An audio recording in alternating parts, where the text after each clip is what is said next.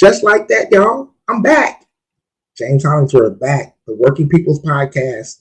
So I found out because I didn't double check that I was getting sound coming through on my audio input. So I had to restart my computer. I'm talking about from scratch. Restart it, turn it off, shut it all down, and restart. But thank you for the comments in the comment section that showed that we were not getting any audio. Too bad I couldn't figure that out before I did the whole thing. But guess what? I'm super passionate about the topics and the conversations we're having. So guess what I'm doing? I deleted the previous video with no sound, and I'm coming right back at ya. James Hollingsworth, the Working People's Podcast. If you are watching via YouTube, and I will delete that other video. If you're watching via YouTube, make sure you press the subscribe button, right? Press that like button, press the notification bell so you can get notified when I upload more content. And if you're watching via Facebook, share this information with your friends and your family. And drop some comments below. You guys have been dropping some awesome comments, right? And also make sure that you press that thumbs up and the heart on the video. But most importantly, share this content because this needs to be talked about. We need to have these conversations. And it helps with the algorithms on Facebook as well as YouTube when you share the videos and you press the like button and you engage in the content. So thank you so much. So here's all the stuff that I just talked about. I'm going to talk about it again. And I think because I had a dry run at it, it's going to be even better this time around. So let's go ahead and share my screen. Let's pull up our video presentation. So if you've been watching some of the other videos, make sure that you share those videos as well. So let's go. I don't want that one. I want this one. Pull up the right presentation. There we go. Got him. So some of the previous videos that we shared, let me just give you an idea of what we were talking about. Share my screen with you. So if you haven't seen some of the other previous videos, make sure that you watch the video about family, the foundation to generational wealth. That's a very important video to watch. Also, the video that we did on the psychology of spending money. Very, very good information. And my buddy Russ joined with me on the video about financial maturity. Can you handle being wealthy? If you can hear me right now, woohoo! Ryan Rhetoric said, woohoo! You can hear me now. So let's get into this content. So today, we're going to be talking about money growth, principles of investing. And in this presentation, we're going to talk about compound interest, the rule of 72s. We're going to talk about a very important core principle, TVM, the time value of money. And we're going to talk about future value and show you some future value projections and how all of this ties together and how it works, right? So believe it or not, there's a lot of people that have never heard of compound interest. A lot of people have never heard of the core principle of TVM, the time value of money. So after I did that first video where I was talking about family, the foundation of generational wealth and legacy, I had several people contact me, people that I knew, and ask me to explain it and go into more detail because they was like really interested hearing more about the whole idea of the money component of the penny, right? That doubles every day for 30 days. So remember my mentor, James Green, almost 30 years ago, he dropped on me this principle. He says, what would you rather have? Would you rather have $1 million right now today, or would you rather have a penny that doubles every day for 30 days?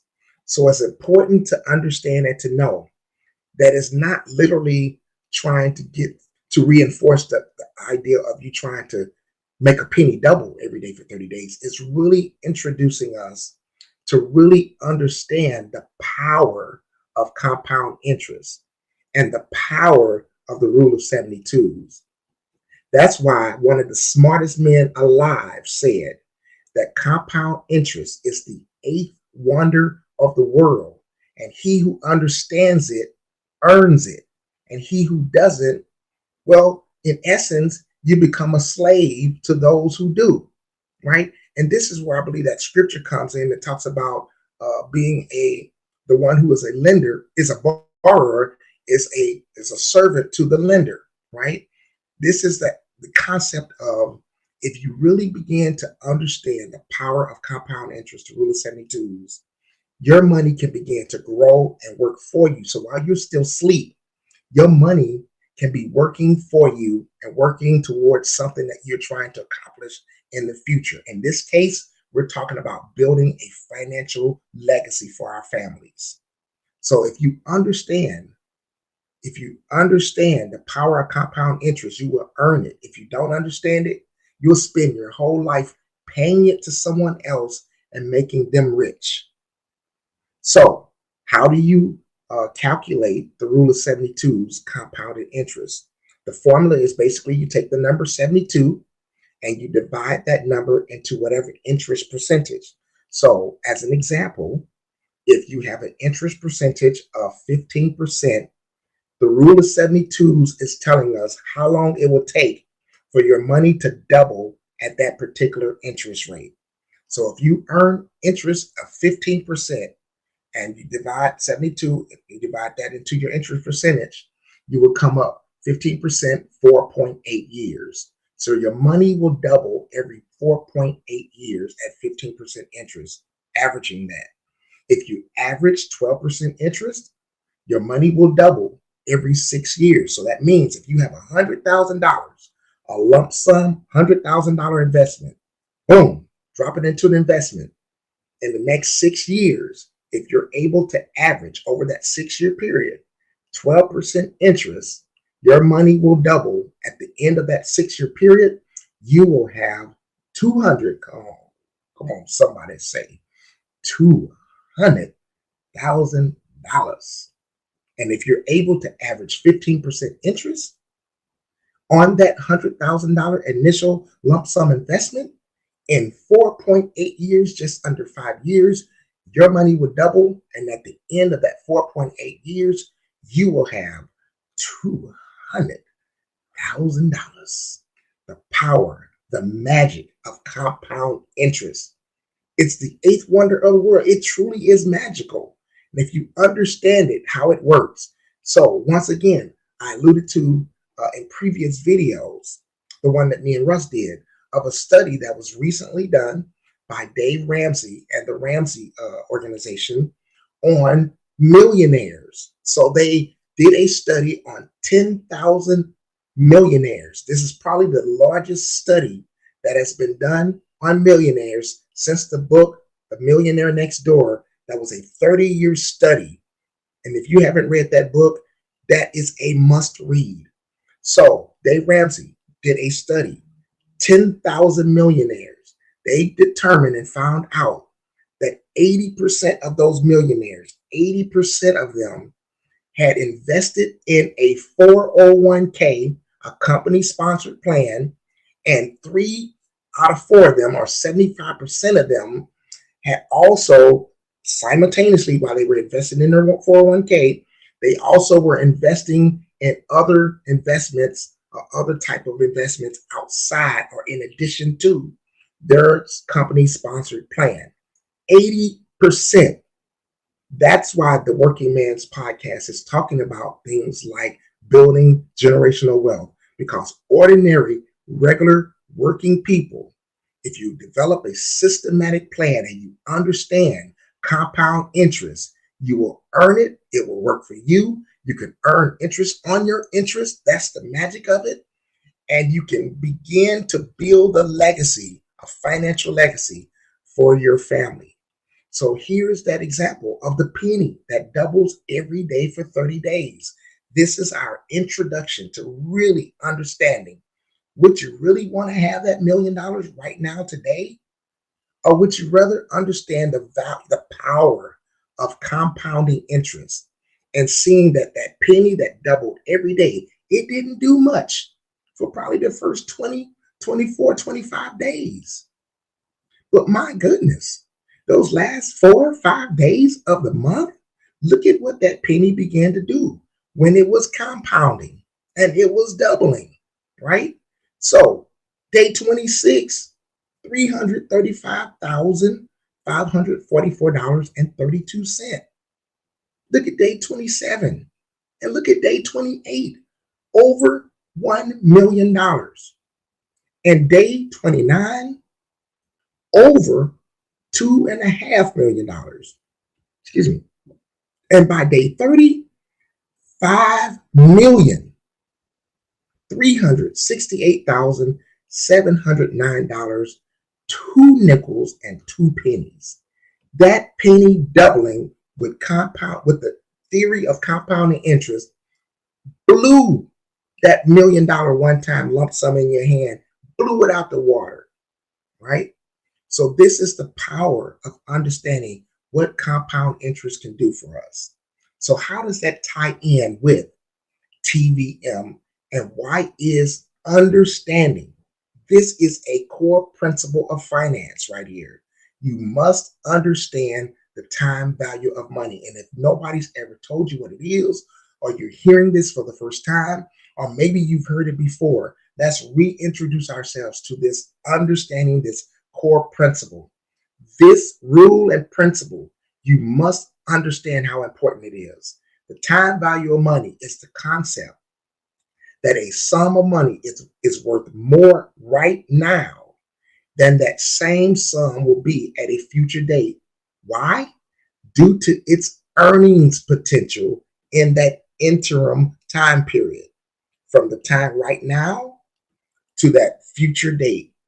In that interim period, the earnings potential of what you have right now is more valuable than the same sum of money that you will get in the future. This is why I say, and James Green began to teach me, he said, James, understand, always, let me say it a third time, always pay yourself first.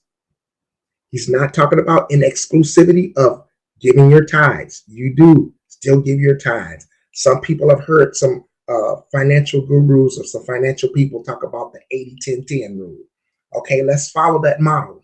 Okay, it's basically still saying at all times, make sure that if you're paying your bills, which you should do, if you're giving and returning your tithes to the Lord, which you should do, also make sure that you are taking at least 10% of your earnings and paying yourself just like you do a bill. Pay yourself first. I don't care what your debt is. I don't care how high your bills are. Make this a bill. Make this a bill. This is why I start talking about that wealth is not gauged on how high your credit score is. Wealth is gauged off of what your net worth is. And if you work on building your net worth, acquiring assets that accumulate over time, if you work on building your net worth, right, and increasing your overall financial value, which includes paying your debts and keeping your debts low and paying them down at the same time while you're investing, you're acquiring assets that appreciate in value over time, your net worth grows, guess what happens to your credit score? It goes up as well, because it's directly linked to the fact that you are paying and managing your debts and paying them down. So your credit score will rise in correlation to your net worth. Your net worth is the true measurement of financial value. That is what we need to begin to talk more about. Yes? So understanding the time value of money and this concept as being a core principle is key. So in essence, when people start saying, well, I will start investing when I get out of debt, you should never stop investing. And when people start saying, oh, I'll start investing when I get a better job and earn more money, that's a terrible, terrible philosophy. And it kills me when I hear people saying stuff like that, because The money that you have right now, no matter how little it may seem to be in your hands, no matter how little it may seem to be in your bank account. That's why Dave Ramsey said $1,000, baby steps. My theory, I challenge people to say, if you want to start breaking bad financial habits, you need to set as a goal to save and invest. Start saving and get up to $10,000, because once you put the work in and you've sacrificed to make that happen, and you had to discipline yourself, and maybe you had some setbacks and some pitfalls, and you start touching the money and nibbling off of it. When you discipline yourself to save $10,000, it starts to break and strip a lot of these bad financial decisions and habits off of us. And it really begins after a while. If you continue to do it, you will then develop the habit of it'll be like second nature. You will start paying yourself just like you pay everybody else. Because if you don't understand the value of compounded interest, you will be paying everybody else and making them rich, and you will be earning nothing for yourself and for your future to build this financial legacy for yourself and your family. Don't wait. Now is the time to start. In the United States, this is how it all ties in. The inflation rate since 1926, on average, the dollar had an average inflation rate of 2.91% between 1926 and right now today. So if you take your money and you stick it in a mattress and you don't understand compounded interest, or you take your money and you go out in your yard and you dig a hole and you wrap your money in plastic and you bury it to protect it from the water and the bugs and the worms and all of that, your money will erode over time. The value and the spending power of your money will be eroded over time because of inflation. It doesn't matter if we're living right now in a time of high inflation. We average inflation out over time, right?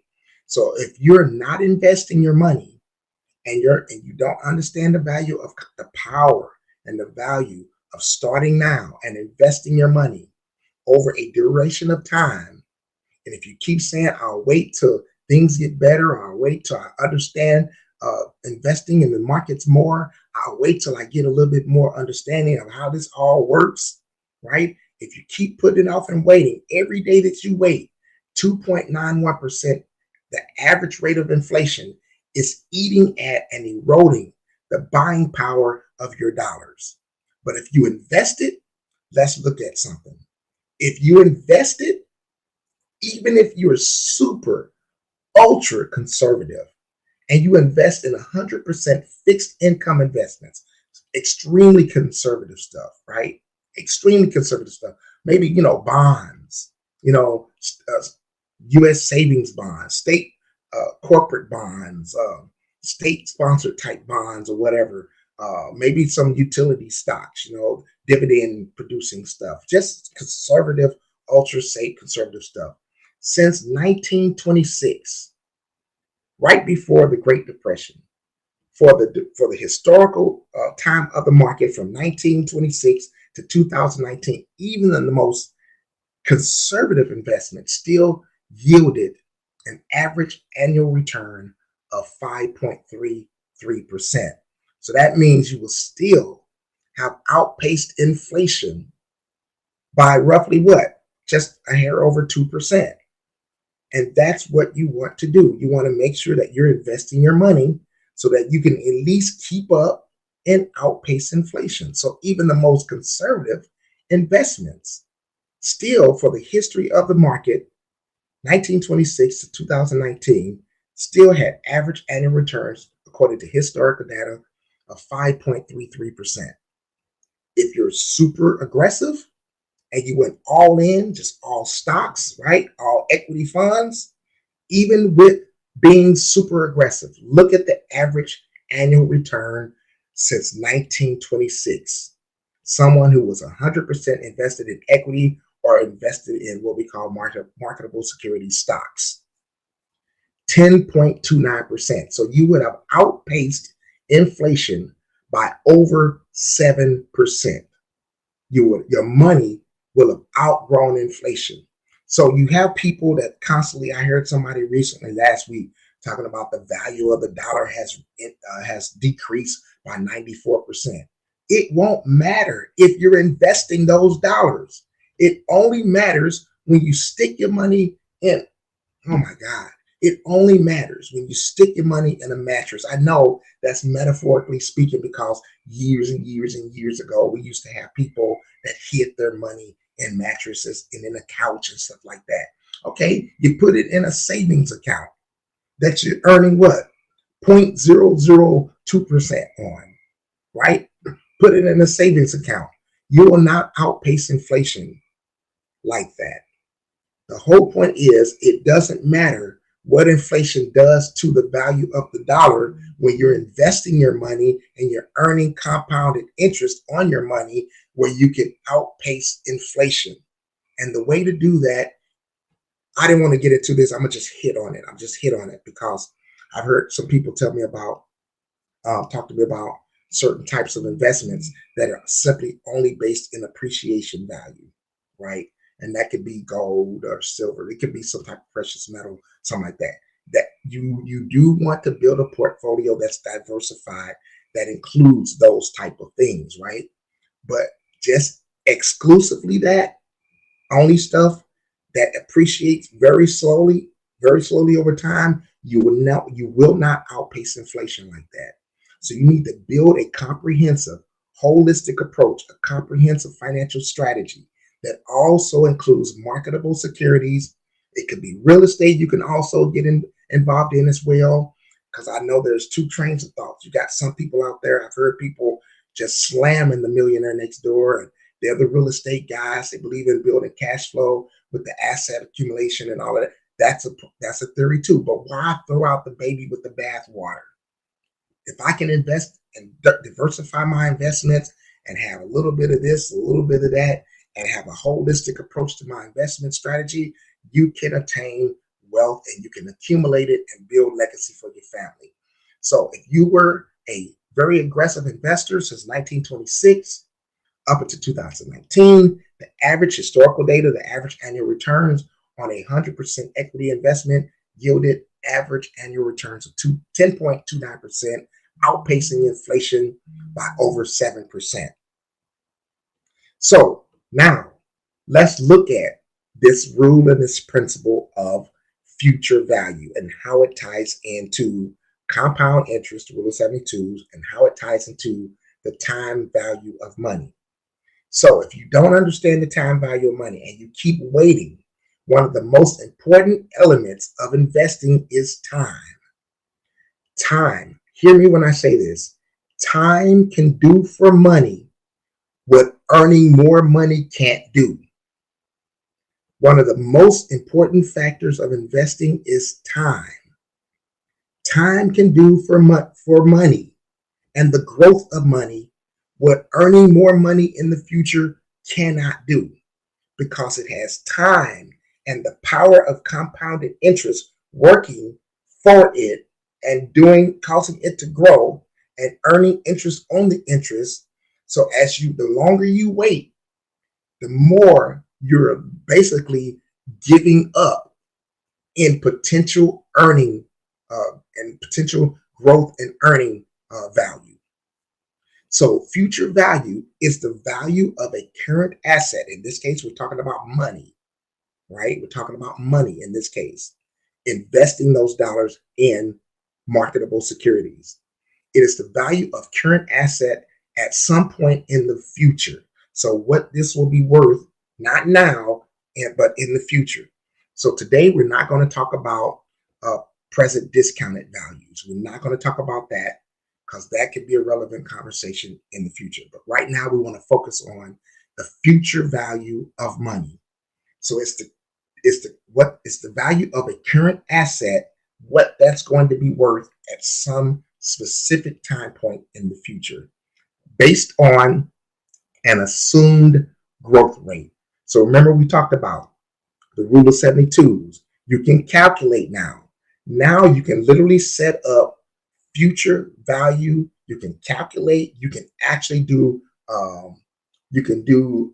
What's the word I'm looking for? You could do projections on what your money will be worth in the future. So you can take a specific dollar amount and you can say, well, if I take, which my example is going to show $200, and you invest that over time and you add a specific dollar amount to it, and you average out at an assumed growth rate of, in this case, if we say 15%, every time your money hits 4.8 years, it has doubled.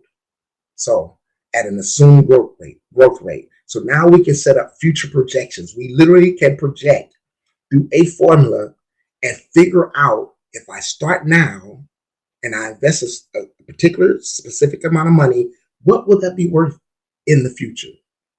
Okay, so let's look at some future value projections.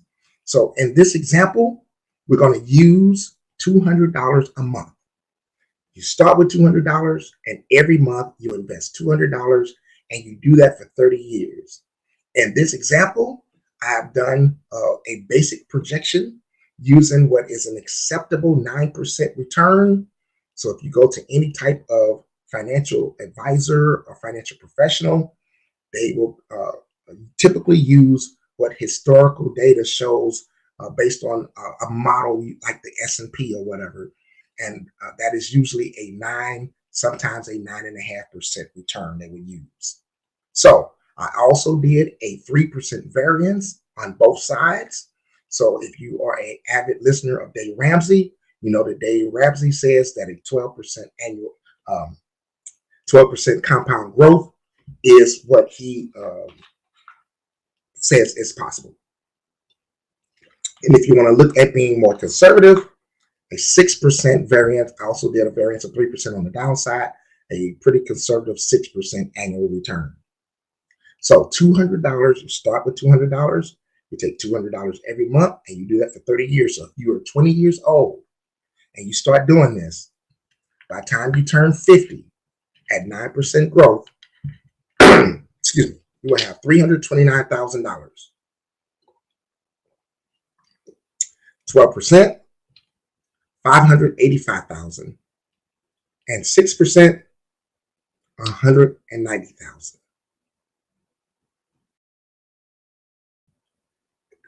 Excuse me. If you do the same scenario for 40 years, 9% interest, 40 years, $817,000. 3% variance, 12% interest, $1,859,629. 6% interest, $373,000. So if you're currently 20 years old and you take $200 initially, put it in an investment, and you can average a 9% return to the time you turn 50 years old, you will have over $300,000 at your disposal. If you're able to average 12%, you will have over $500,000 by the time you turn 50. If you're 30 years old, 30 years, you do the same thing. By the time you turn 60, before you're even eligible to start withdrawing and getting your Medicare and Medicaid, if you are averaging 9% return over that 30-year period, by the time you turn 60 years old, you will have $329,791.63. Yep, by the time you turn 60. And if you are 30 years old and you do 40, by the time you turn 70, if you get a 9% return, you'll be just under $1 million at $817,199.75. If you get 12% growth on your money for that period of time, you will almost have $2 million in 40 years. And if you're 20 years old, what's the math? By the time you turn 60, if you're 20 years old presently and you take $200 and invest that $200 and then add $200 to it every month, and you do that for 40 years, by the time you turn 60, if you average what Dave Ramsey considers to be very attainable at 12%, you will have almost $2 million. So it's important to start. This is why I say time can do for money what earning more money in the future can't do. Let's go back to it. This is one of the core principles of finance, one of the core principles of money. The money that you have right now, and I know it may seem like you don't have a lot at your disposal. Maybe you are working paycheck to paycheck. Maybe you need to begin to reevaluate and reassess your budget to determine how you're spending your money. Let me throw some statistics at you, just in case you haven't seen some of my previous videos, right? So, 1954, there was a documentary that was done. And in this documentary, they determined, based on the United States Department of Commerce in Washington, D.C., and also they had hired psychologists to study the spending habits of African Americans, Black people. And in 1954, they determined that there was an untapped market of $15 billion of buying power in the Black community, in Black families. 15 billion. Well, at that time, they had done psychological studies on what we spend money on, our buying habits. They had been studying these buying habits since 1939. And the Department of Commerce determined that they found out through studies that the number one thing that we spent most of our money on was hair products. So we were number 3 in 1954 in buying power in the United States as an ethnic group. But we were number 1 in spending money on hair products in 1954. And the second largest thing that we spent money on was men's toiletries.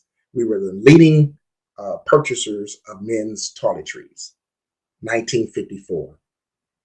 Well, in 2001, with the same studies and different numbers that you could pull up, our buying power is now $1.6 trillion.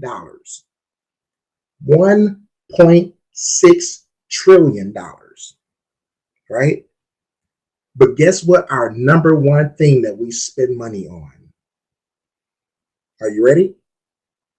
It has not changed since 1954. We are still the number 1 consumers when it comes to purchasing hair products. So out of all the money that was spent from the last study that I did, that was in 2019. So in 2019, we accounted for $1.4 trillion of buying power, right? 1.4, still number 3 in buying power of all ethnic groups in America. And our we were number 1 in purchasing hair products. It was $54 million spent on beauty and hair products. And 85% of that total spending in America on hair products, 85% of that came from the Black community. And 20% of men's toiletries. So, recent studies on the $1.6 trillion from last year, 2001, our buying power still number 3 in all ethnic groups in America, $1.6 trillion of buying power. We're still the number 1 consumers of hair products, and we're still the number 1 consumers of men's toiletries. And according to Black Enterprise and Entrepreneur, those 2 sources, we are number 2 in America in terms of millionaires. So we're number 3 in buying power, $1.6 trillion. It's not that we don't have the buying power, because there are certain products. If you watch that video that I did on the psychology of spending money, you will see in that video that there are certain products in America that cannot be number 1 in its group of products unless we are buying it. So with that in mind, it's not that we don't have a tremendous amount of buying power, it's that we're not using our dollars to uh, to create wealth for our families. We talk about it. We keep saying we want generational wealth, this, that, and the third. But also, there are other studies that have shown that 86% of millionaires are married. But when you look at our ethnic group, and y'all can hate me if you like, if you want to, but look at the studies. Go do your own research, and you'll see what I'm saying is true. At one point, we were the most married group, and now we're 30% married. When it comes to divorces, we are number one in all ethnic groups of divorces. So it's I would say it's impossible to build generational wealth when you're not building on the platform and the foundation of the things that create or sets the atmosphere for creating that generational wealth and that financial legacy. Current studies show, now everybody can use this information, but I'm just, speaking specifically to a certain demographic, when it comes to that, because it's important for us to know this, right? Current studies show there's a percentage that was put on the likelihood of certain ethnic groups becoming millionaires. And current studies show that we are only 6.4%, have a 6.4% chance as a Black person of becoming a millionaire. Only a 6.4% chance. And as we age, that percentage decreases substantially the older we get as we age. So we need to begin to reevaluate, reassess, reconsider, have these hard conversations on how and what we're spending our money on. Because guess what? The Department of Commerce, the Bureau of Labor Statistics, what's the other one? I can't think of it right now. They have done studies and they know what causes us to purchase and buy, and they know what we're spending our money on. There's data since 1939 that has been acquired and accumulated. 1954, they began to tap into the buying power and understanding that this was an untapped potential. Go watch the video. Go watch the video. The video is on YouTube right now. It's called the Selling of the Negro. That's the name of the documentary that was done in 1954. So they know what our habits are, and our buying habits have not changed since 1954. We're still the number one consumers of hair products. We're taking our wealth and putting it into temporary things that does not hold value over time and doesn't accumulate value and doesn't appreciate in value. So we are like down at the bottom when it comes to marriage, building families. And the studies show that 86% of millionaires are married. We're at the bottom when it comes to home ownership, right? All the things that build value. There's another study, and in one of my previous videos, I may get the first number wrong, but I want to say that the average, what they calculated as the value of wealth of people that owned a home, the average value of wealth was like 124,000 of people that own the home, right?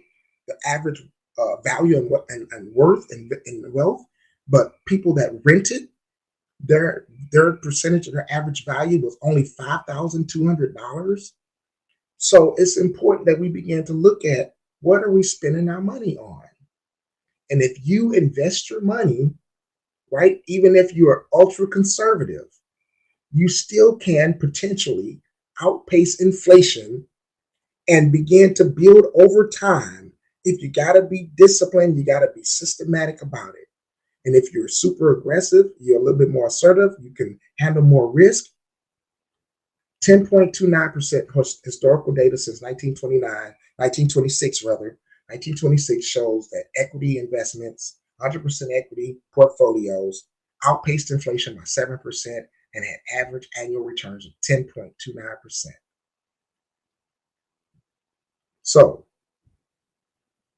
You say, well, that's 40 years. Well, think about how much money you're spending in that 40-year period, right? Think about how much money you're spending. Unless you die, okay, then there's nothing to talk about. But if you're planning on living and being here another 40 years, and you're 20 or you're 30 years old, or you're 20, it's never too late to start. And that's why we have TVM, the time value money. Start now, right? In that, close out my screen. So it's important that we really begin to reevaluate and reconsider what we're spending, how we're spending money.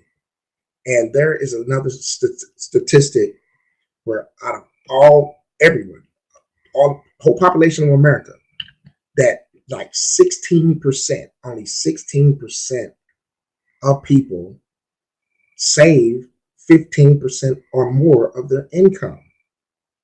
There seems to be a fear of the market, and I get it. The market is down right now.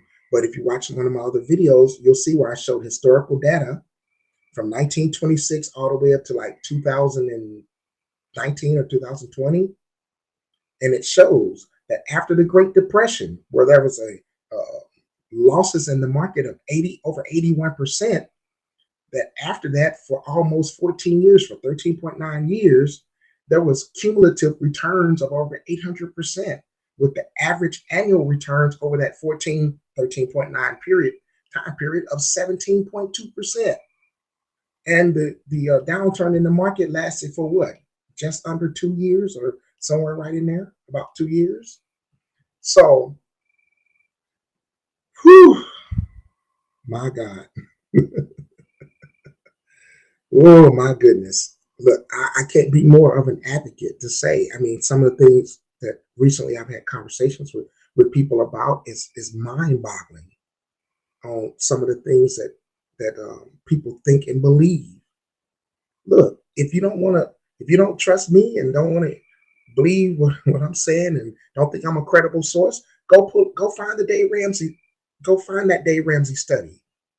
80% of the millionaires were people that invested in their company sponsored 401k plan. 80%. So thank you all for watching this video. I'm glad that I redid it. Right? I think it even turned out better the second time around, even though I almost got choked up there. That's why I keep my water right standing by close to me.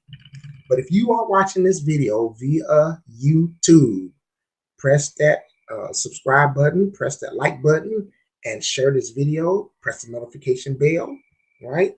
If you're watching via Facebook, thank you once again for joining in, for watching, and share this video, man. If you don't need the content, right? I know you know some people that do. You got some friends, family, cousins, auntie nails, share it with them. Tell them you need to watch this. You need to watch this. You need to watch this content, right? So share it. It helps with the algorithm. It's going to start getting the word out, right? I know this Working Man's podcast is still relatively new, right? And we're trying to grow and build, but share it. Press that thumbs up like button. Press the heart button, right?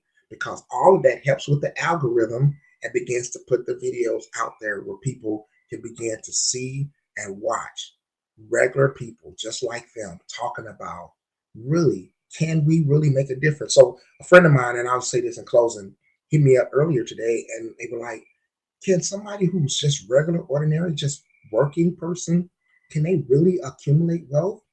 And I said, yes, absolutely. Yes, they can. Here's the key. You gotta be disciplined to live beneath your means. You can't eat up all your seed. If you eat up all your seed, guess what? Next year, you're going to be begging somebody else to give you some more seed to plant. You got to live beneath your means. That's the key to it. And you got to build systematically, one step at a time. There's no fast track to wealth. You got to do it systematically and got to do it over time, right?